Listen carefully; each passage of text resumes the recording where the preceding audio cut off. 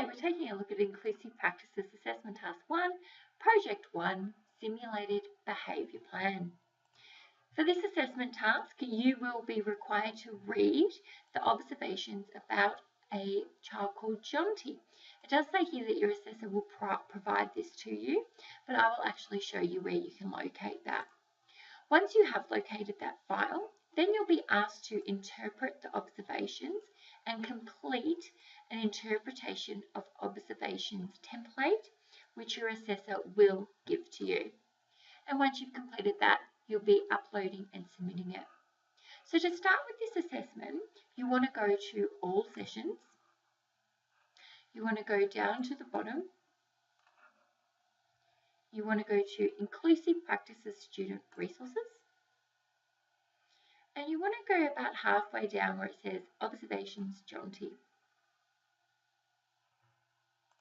Pull those observations up and you can see that it is quite a large document with lots of really useful information and observations of the child Jonty, particularly highlighting concerns, challenges and behavioural management strategies that the services have been undertaking.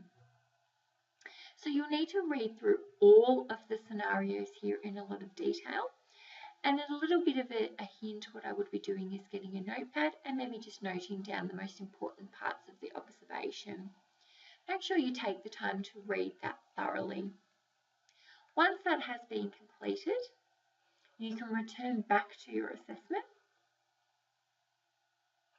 And again, remembering that you can type in the box up the top. When you press search, it'll bring up all the tasks relating to that.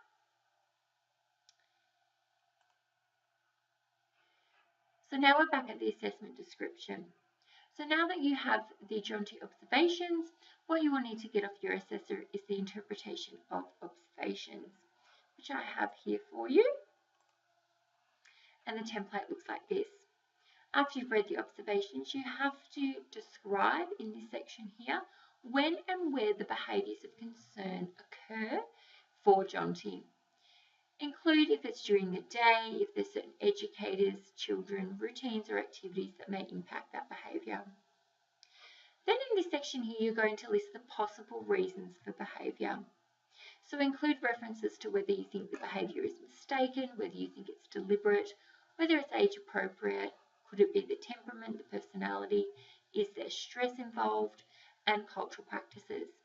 In this section, we would be expecting to see about 3 or 4 possible reasons for the behaviour of Jonty. Then in this section here, you need to discuss and describe how is this impacting the other people in the environment? What about the other children? What about the program that the service is trying to run? And make sure you detail that with a lot of information. Then you've got the assumed reason for behaviour. So this is where you're going to take a look at all the observations, all the possible reasons, and you're going to make a decision on what you believe is the main or the assumed reason that the child might be behaving in this way. So particularly looking at the need of the child. Then you're going to list activities and experiences that the child enjoys, activities, experiences and routines which are a challenge, and then you have completed the assessment. You'll go back to your assessment, click the Submit Assessment button.